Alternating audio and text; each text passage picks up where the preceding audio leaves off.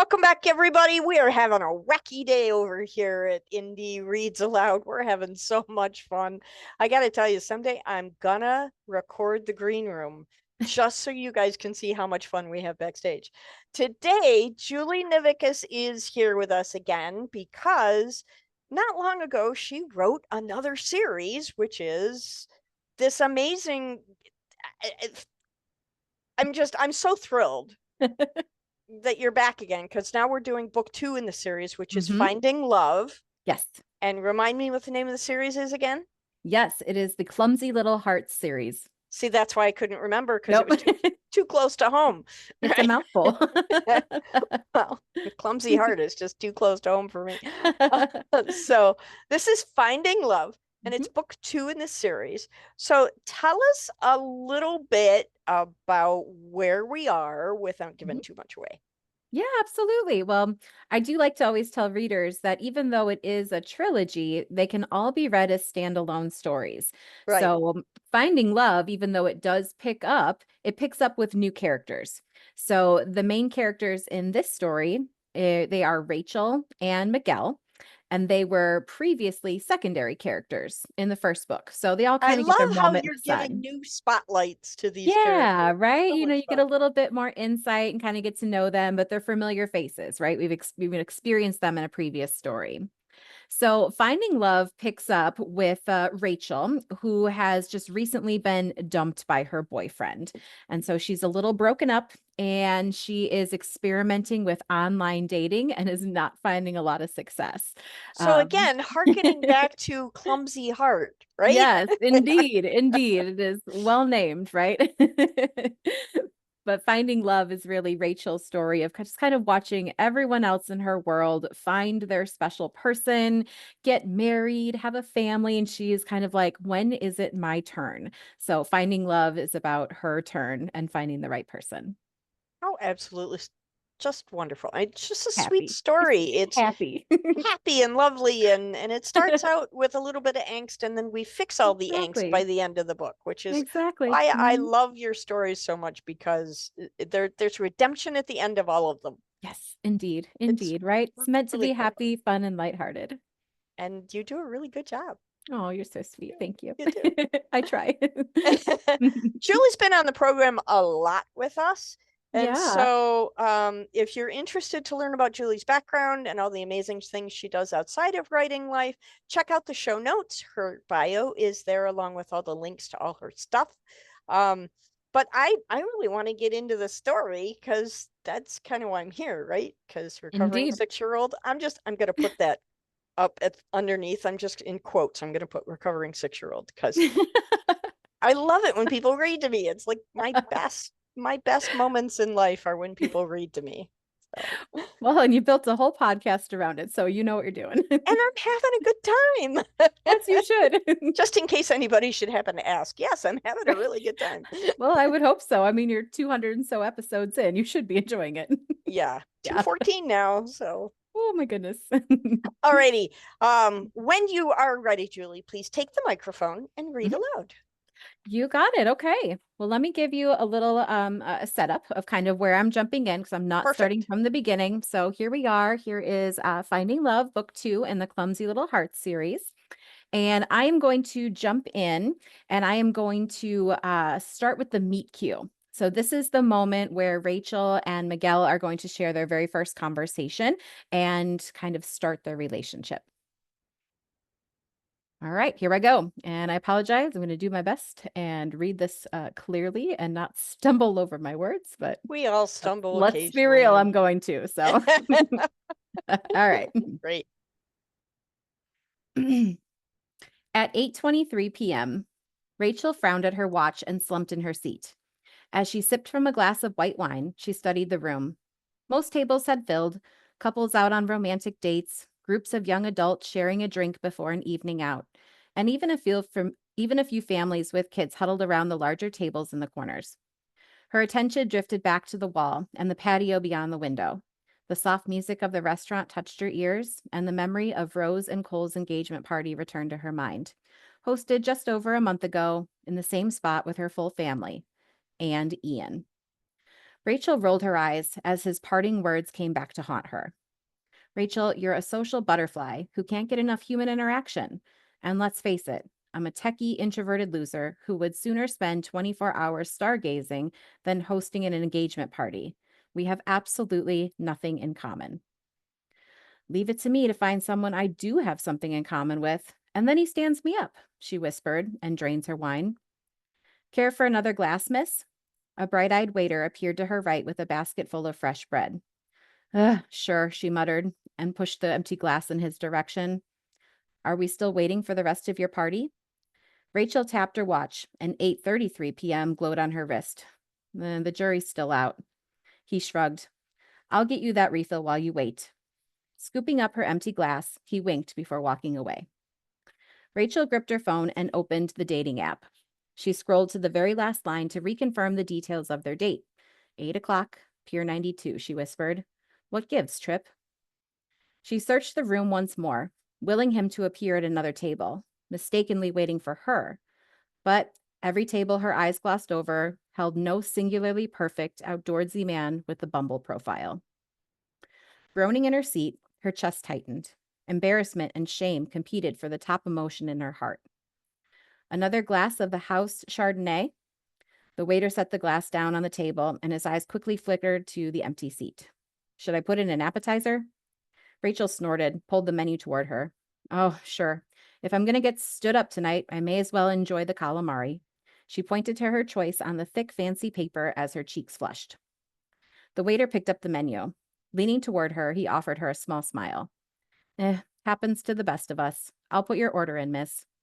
He tapped the little black device in his hands and then stepped away. The cold, crisp wine settled in her mouth, the second drink slowly fogging her brain and relaxing her body. Rachel tapped the Bumble icon on her phone and typed in a quick note, talking as she tapped. I have a sneaky suspicion I'm being stood up here, Trip Erickson. At least tell me now before I drop $100 on dinner, drinks, and dinner on my party for one. Party for one, huh? His deep voice jarred her, pulling her mind from the snarky comments she typed. Rachel swallowed the embarrassment heating her body. She shook her head and pressed her eyes closed. Sorry, I must look like a total idiot, she murmured. And why's that? Opening her eyes, she let his dark brown gaze bore into her. A grin twisted his lips as his tan skin flushed beneath the soft, romantic lighting of the dining room. Raising a hand, he rubbed the back of his neck. Butterflies tickled her belly, awakening at the sweet smile directed at her. Oh, just ignore me. She pressed her palms to her slowly reddening face and giggled. I'm kind of a mess right now. Nonsense. You're the prettiest woman in the room I have the pleasure of disappointing this evening. She laughed. More disappointment, huh? Pointing at the empty chair across the table, she released a slow breath. Are you here to stand me up too, Mr. Rachel leaned closer and read his name badge word for word. Miguel Rodriguez, owner of Pier 92? He shook his head and grinned. No, only a complete fool would stand you up. I'm just here to tell you we're out of the calamari. Rachel brought the wine to her lips and gulped. Figures. With a wink, she snickered. Will you let me try and make it up to you, Miss Prescott? Choking on the liquid sliding down her throat, Rachel coughed. How do you know my name? He gestured to the patio. We've met. I think you were just a little busy that night to remember me, though. Rachel wrinkled her nose and stared at the patio. Her mind flitted through every detail of the evening she could recall. Oh, of course, Mr. Rodriguez. Shaking her head, she returned his smile. Miguel, please. He reached his hand out to hers, and Rachel gripped it, relishing the warmth radiating from his palm. Rachel, she murmured as a dizzy spell gripped her brain. Miguel tugged her hand to his lips and pressed a soft kiss on her knuckles. And her heart stalled, skipping a beat entirely. Humor me, Rachel. Can I offer you my favorite dish to make up for the calamari? The second glass of wine pummeled through her bloodstream, relaxing her body, calming her nerves, and settling the anger that moments ago consumed her system. As the heat flushed her skin, her stomach dipped and softened the spell of disappointment Trip cast on her heart. Only if you join me. But Miguel grinned wider than Ian did while peering into his Celestron telescope. I'll make it for two. With a wink, he took a step back. Give me 20 minutes, Rachel. Her name on his lips tickled her soul, sending a barrage of goosebumps to attack her forearms. She nodded, then sipped her wine as he disappeared into the kitchen. Smiling ear to ear into her half-empty glass, Rachel giggled and gripped her phone. She reopened Bumble and navigated to the conversation thread with Trip. Still no response. "Joke's on you, sir," she typed and whispered. "Looks like I have a date this evening after all." Tapping send, she blocked his profile. Rachel closed out of the app and dropped her phone in her purse, ready to put Trip out of her mind for good. "Here, for you, miss." The waiter returned with a full bottle, wrapped in a satin napkin and resting in an ice bucket. "Mr. Rodriguez says that he'll be out to join you shortly." He set down another glass at the empty place setting. Thank you," Rachel murmured as he walked away. Gripping the bottle, she filled both glasses as a bundle of nerves settled in her belly. Rachel closed her eyes and pleaded with her mind to relax. Several deep breaths later, Trip dissolved. The Davis family and their house hunting woes melted away, and the ever-present accusation that she lived her life for everyone but herself disintegrated as the gentle music filled her ears. Rachel smiled and indulged in the glass of wine, patiently waiting for the intriguing new company to join her. "Way better than the calamari, I promise." His voice broke through the moment of contentment. Calling her back to the present, Miguel sank into the empty seat at the table. The familiar scent of mushrooms met her nose, and Rachel smiled at the dish. "I hope you like mushrooms." Miguel scooted in his chair. "It's our Thursday evening special, and my personal favorite." Rachel unrolled her silverware from the napkin. "But it's Friday." He winked. "That's why I needed 20 minutes. Are you saying you personally put this together just for me?" Miguel chuckled and stuffed the first bite in his mouth. "Well, if I'm being honest, I was hungry too." She stabbed the biggest bite and brought the pasta to her mouth. The taste of garlic and shallots melted against her palate, infused with the creaminess of the ricotta and Parmesan cheese. Rachel sighed as heaven touched her tongue. "Oh, this is so good. And so kind of you to treat me to the Thursday special on a Friday." He snickered. "I told you, I needed to make up for the calamari." With a giggle, she lifted her wine to his and clinked glasses. "Lack of calamari," she corrected. "But cheers, Miguel. This is the best mushroom ravioli I've ever had." His cheeks flushed. "I think that's the nicest compliment I've received all day." "Well, you must get many." Rachel stuffed another bite in her mouth and chewed. "Many?" He wrinkled his nose as he brought the wine to his lips. "Well, compliments, of course." She waved her arm around and gestured to the full dining room. "Pier 92 is wonderful." A grin consumed his sexy mouth as his gaze dropped to his lap. "Well, I'm glad you think so. How long have you owned it?" Miguel wiped his lips with a napkin before answering. "Well, technically a little over a year, but we've only been open again for the last 6 months." Rachel nodded. "Oh, that's right. So you were around when the fire happened." He twisted his arm and exposed the burn. "Not my favorite day." Widening her eyes, Rachel sputtered as the wine caught in her throat. "Oh my God." She leaned forward and examined the scar. Its full length disappeared beneath the rolled up sleeve of his shirt. "You were here when it happened?" "Mm-hmm." He blew out a breath and widened his eyes. "Scariest day of my life. I can't even imagine." "Yeah, it was, Miguel shivered as he scooped up his glass again. "Just a really bad accident." The lights dimmed and set the dining room aglow as the table slowly emptied.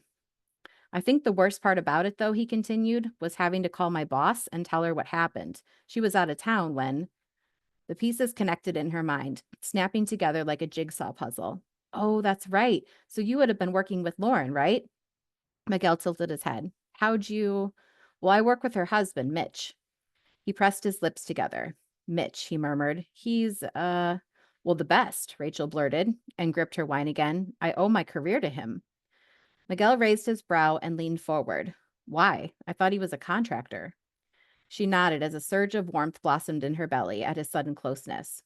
Yeah, well, he is. Up until a few months ago, he worked with my brother. They flipped homes and then I sold them." He stabbed another bite. "So you're a real estate agent then?" "Yep, with Compass, California." Miguel nodded but furrowed his brow.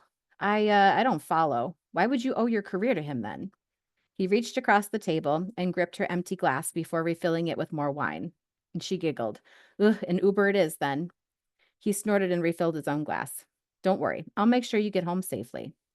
Miguel winked and stuffed the last of his mushroom ravioli in his mouth. "But go on, tell me about Mitch Benson." "I get the sense that you don't like him." As she batted her eyes, a surge of alcohol-induced confidence pushed the words from her lips. His cheeks flushed again.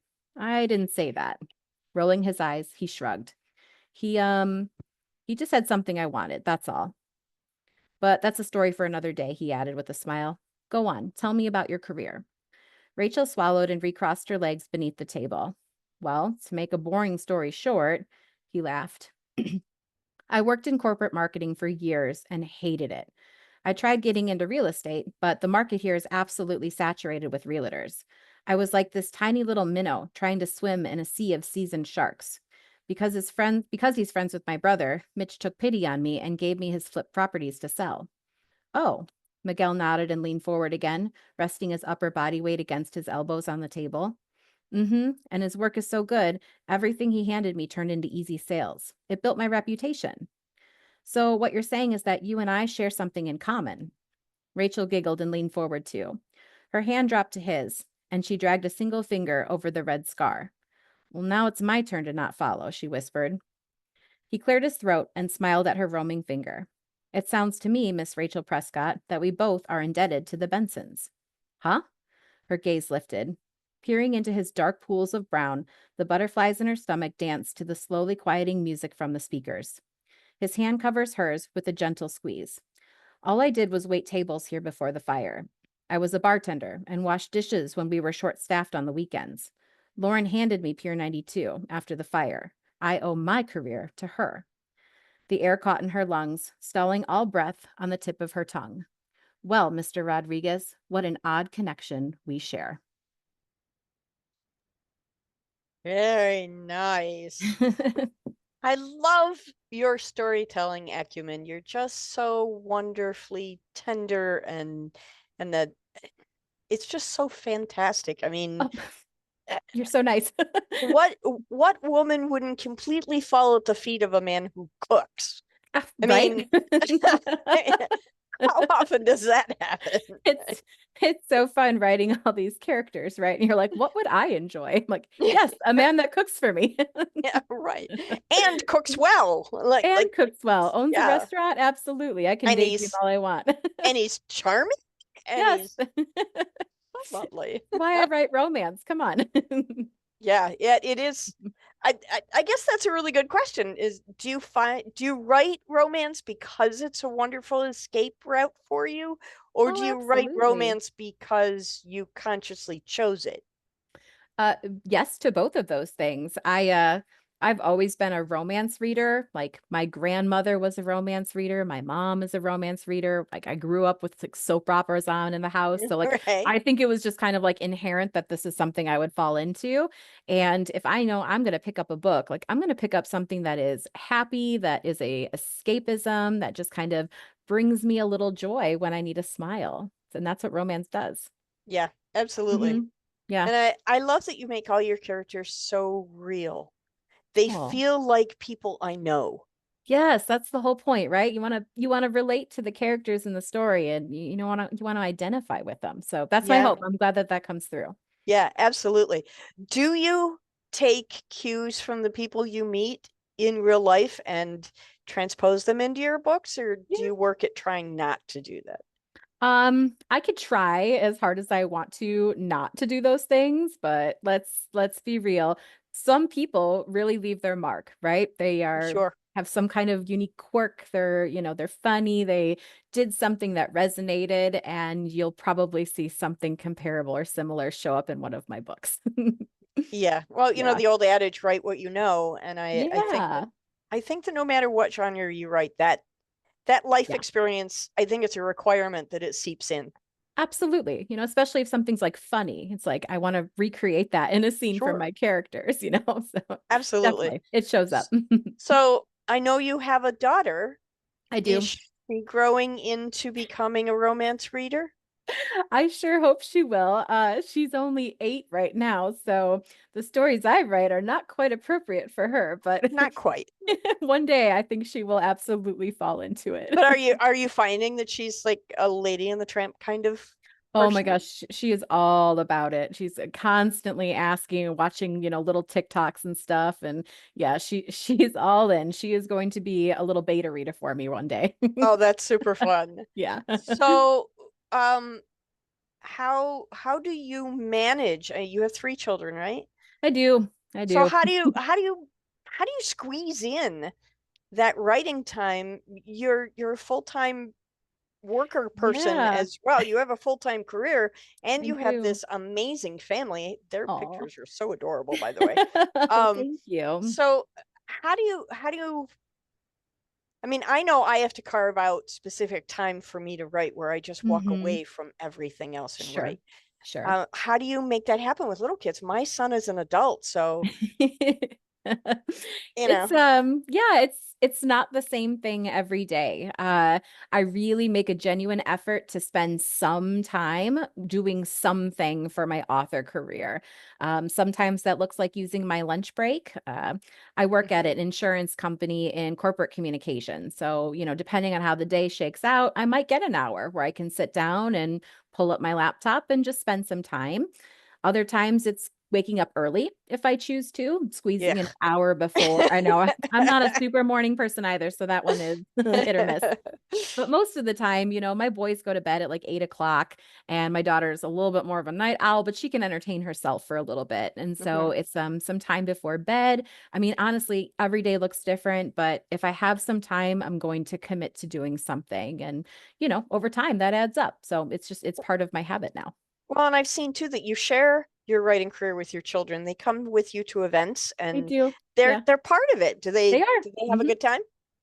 They seem to. They like my little bookmarks, and I Awesome. never shy away when my son Brady, who just turned 6, he'll pick up a book, and if we're at a fair, he'll walk up to a random stranger and say, "Will you buy my mommy's book?" And I'm like, "Well, kiddo, you're too Oh, cute. Who's telling you no?" So, he doesn't know what he's selling, but that's fantastic. I love that. It's very just sweet. turning them into little marketing They mavens. are. They make little videos for me and everything. It's hysterical. That's tremendous. How cool.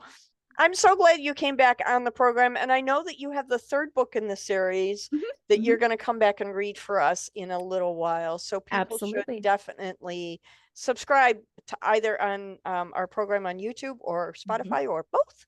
Yes. Um, and just check out. And if you missed Julie's earlier episodes, there's a whole raft of them out there. Please go check them out and maybe discover some other authors along the way as well.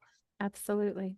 Thank you, Julie. I'm Thank so glad you. you keep coming back. You're Me just an too. absolute joy to read, and I really, it's as much escapism for me reading as it is for you writing. So Absolutely. I Well, greatly appreciate you. right back at you. I enjoy it every time I'm here. So thank you for your time. Thank you.